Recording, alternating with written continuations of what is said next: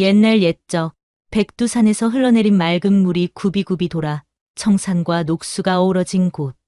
깊은 소나무 숲 너머에 자리한 별궁에 한 여인이 살았답니다. 그녀의 이름은 서연.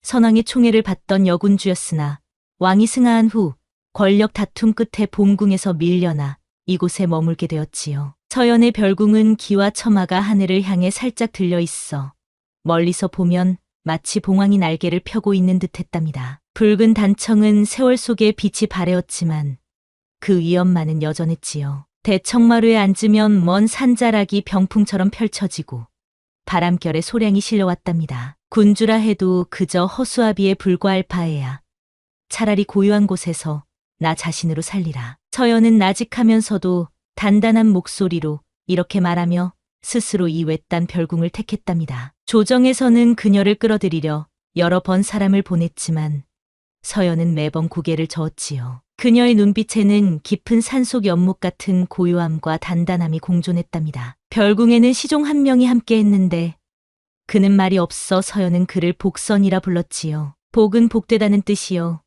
선은 그의 조용한 모습이 마치 숲속에 홀로 선 나무 같다 하여 붙인 이름이랍니다. 복선은 서연의 말 한마디에 깊이 고개를 숙이며 따를 뿐 어떤 소문도 전하지 않았어요. 계절이 바뀌어 봄이 왔을 때였습니다. 별궁 마당에는 매화가 피어 그 향기가 담장을 넘어갔지요. 꽃이 피 바람에 흩날리는 이른 봄날, 복선이 양식을 들고 별궁에 오는 길에 이상한 소리를 들었답니다. 바스락거리는 소리와 함께 숨죽인 신음소리가 들려왔지요. 누구시우?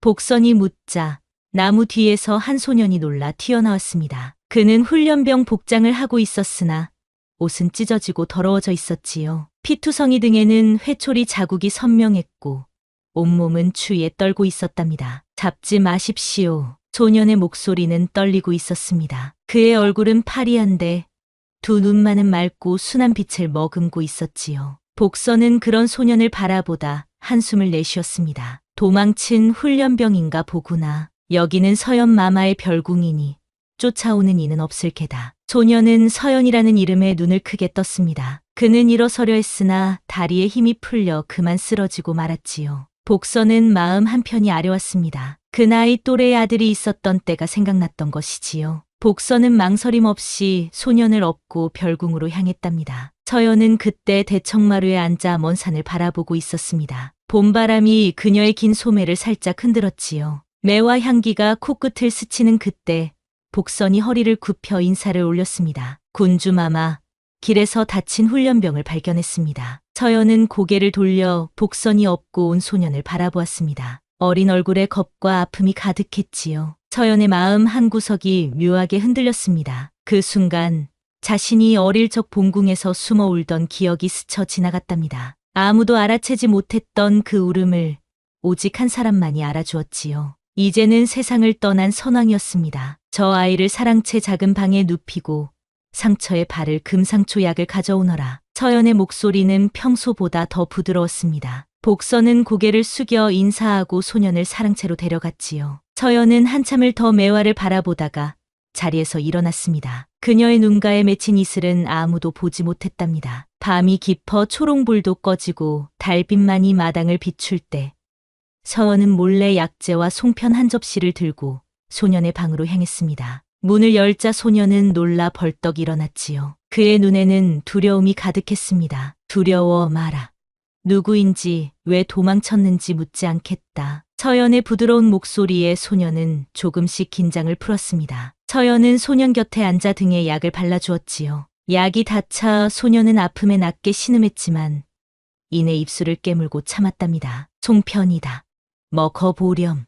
서연이 송편을 내밀자 소년은 망설이다가 받아들었습니다. 배고픔을 참지 못하고 허겁지겁 먹는 모습에 서연은 마음이 저려왔지요. 소년의 볼이 부어있는 것을 보니 아마도 매를 심하게 맞은 듯했습니다. 어머니 같습니다.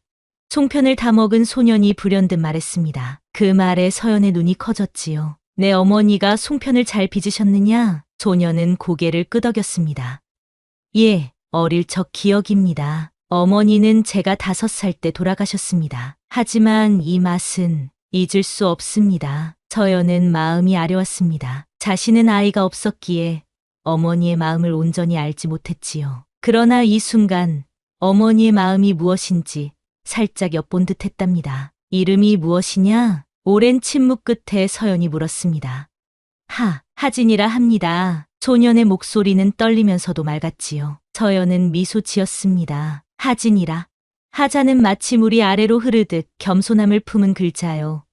진자는 참되고 고든 마음을 뜻하는 글자였습니다. 그 이름이 소년의 순한 눈빛과 어울린다고 생각했지요. 하진아, 내일이면 떠나야 한다. 병영에서 너를 찾고 있을 테니 오늘 밤은 편히 쉬거라. 서연은 일어섰습니다. 문 앞에 이르러 돌아보니 하진은 고개를 깊이 숙여 절을 올리고 있었지요. 마마의 은혜 평생 잊지 않겠습니다. 서연은 부드럽게 미소 지었습니다. 그 미소는 달빛보다 더 따스했지요. 다음 날 아침 서연이 사랑채에 들렀을 때 하진은 흔적도 없이 사라졌습니다. 다만 그가 머물던 방의 낡은 문짝에 작은 글씨로 하진이라 새겨져 있었지요. 서연은 그 글씨를 손가락으로 천천히 어루만졌습니다. 그 글씨는 마치 어린아이의 그림처럼 서툴렀지만 한 획 한 획에 정성이 담겨 있었답니다. 세월이 흘러 16번의 봄이 지났습니다. 별궁의 매화나무는 더 크고 굵어져 봄이면 더 많은 꽃을 피웠지요. 서연의 머리카락에는 하얀 서리가 내리기 시작했지만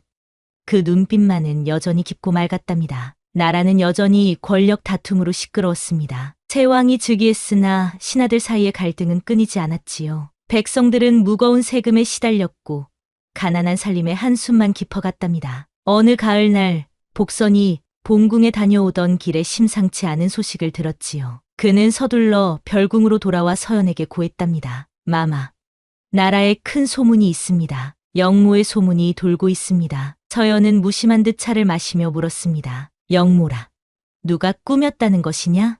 복선은 주변을 둘러보고는 목소리를 낮추어 말했지요. 주동자가 여럿인데 그중 한 사람이 하진이라 합니다. 찻잔을 들던 서연의 손이 미세하게 떨렸습니다. 그 이름은 낯설지 않았지요. 낡은 문짝에 새겨진 글씨와 같은 이름, 어린 소년의 떨리는 목소리가 귓가에 맴돌았답니다. 가을비가 내리던 어느 밤, 서연은 정원에서 비를 맞으며 서 있었습니다. 매화나무가 빗물에 젖어 더욱 검게 빛났지요. 그때 담장 너머에서 이상한 소리가 들렸습니다. 서연은 천천히 담장으로 향했습니다. 담장 아래에는 한 사내가 쓰러져 있었습니다. 비에 젖은 그 사내는 온몸이 피로 물들어 있었지요. 서연이 다가가자 사내는 힘겹게 고개를 들었습니다. 번개가 번쩍이는 순간 서연은 그 얼굴을 볼 수 있었지요. 그 눈빛에서 서연은 오래전 별궁을 찾았던 소년을 보았답니다. 하진. 서연의 입에서 그 이름이 새어나왔습니다. 사내는 놀란 눈으로 서연을 바라보았지요. 그의 얼굴은 긴 세월이 지나 어른이 되었지만 그 맑고 순한 눈빛만은 그대로였답니다. 마마, 어찌 제 이름을.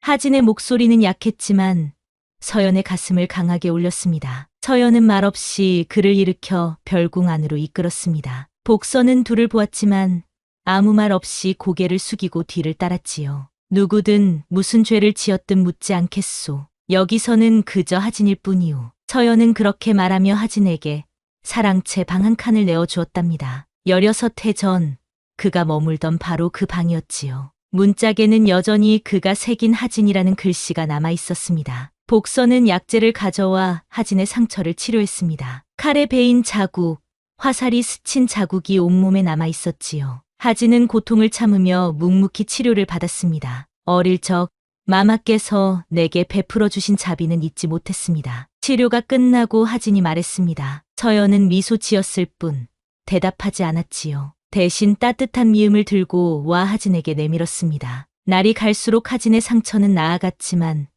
나라의 소란은 더욱 커져갔습니다. 역적 하진을 찾는 병사들이 산자락을 뒤지기 시작했지요. 복선이 그 소식을 전했을 때 하진은 떠나려 했습니다. 더 이상 마마께 폐를 끼칠 수 없습니다. 저는 역적이라 불리는 몸, 마마까지 위험에 빠뜨릴 수 없습니다. 하진이 떠나려 할 때 서연은 조용히 그의 앞을 가로막았답니다. 서연의 눈에는 결연한 빛이 어려 있었지요. 가지 마오.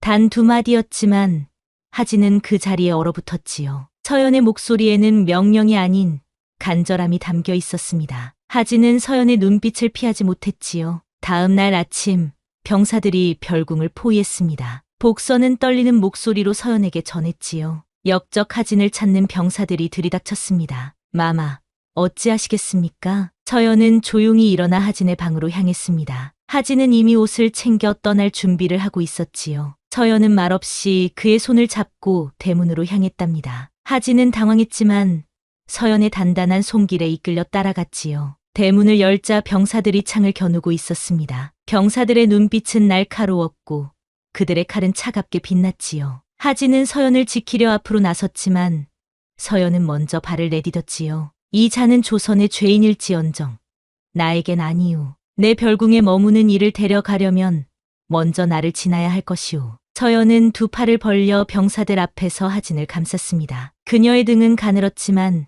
그 모습은 어떤 산보다도 단단해 보였지요. 더는 군주가 아니었지만 그 위험에 병사들은 물러섰습니다. 대장이 앞으로 나서려 했지만 복선이 나지막이 속삭였답니다. 이분은 선왕의 총애를 받던 서연 마마시니 함부로 대하면 후환이 두려울 것입니다. 지금의 대감들도 과거 마마의 은혜를 입은 이들이 많습니다. 병사들은 한참을 망설이다 결국 물러났습니다. 그들이 떠난 후 하진은 서연 앞에 무릎을 꿇었지요. 마마, 왜 저를 위해 그런 위험을 감수하셨습니까?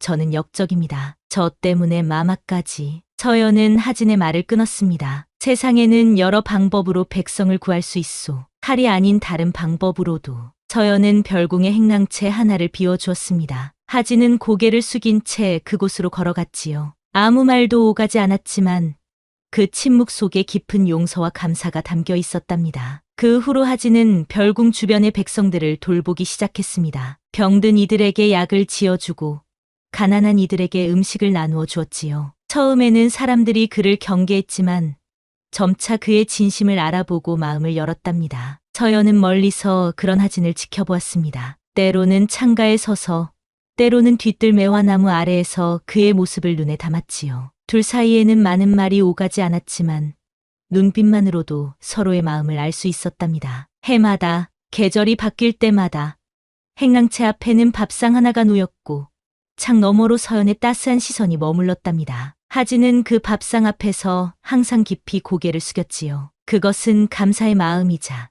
약속이었답니다. 어느덧 서연의 머리카락은 하얗게 변했고 하진의 얼굴에도 주름이 깊어갔습니다. 두 사람은 같은 별궁에서 각자의 침묵을 지키며 살았답니다. 때로는 긴 여름밤 달빛 아래 대청마루에 나란히 앉아 별을 보기도 했지요. 말은 많지 않았지만 그 침묵은 편안했답니다. 복선은 어느덧 늙은 몸이 되어 별궁을 떠날 때가 되었습니다. 떠나기 전 그는 서연에게 물었지요. 마마, 이 모든 세월 하진 나리를 지켜주신 이유가 무엇입니까?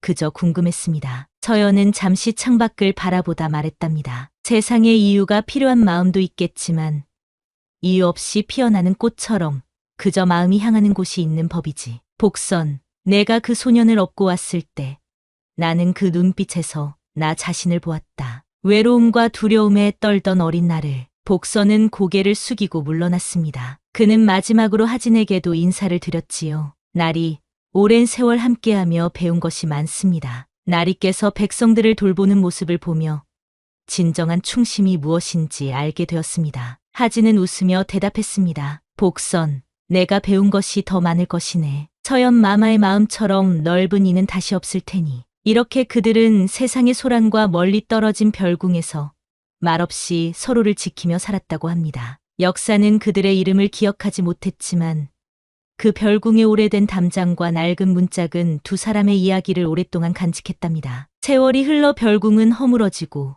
그 자리에는 작은 사당이 세워졌지요. 마을 사람들은 그곳을 침묵의 사당이라 불렀답니다. 누구도 그 이름의 유래를 정확히 알지 못했지만 그 사당에 기도를 드리면 마음의 상처가 치유된다는 이야기가 전해 내려왔답니다. 그리고 매년 봄이 오면 사당 주변에 매화가 만발하고 가을비가 내리는 밤이면 사당 안에서 누군가 따스한 불빛을 밝힌다고 했지요. 어쩌면 그것은 서연과 하진의 영혼이 아직도 그곳을 지키고 있는 것인지도 모릅니다. 침묵 속에서도 가장 깊은 마음을 나눈 두 사람의 인연은 그렇게 오랜 세월을 넘어 이어지고 있답니다.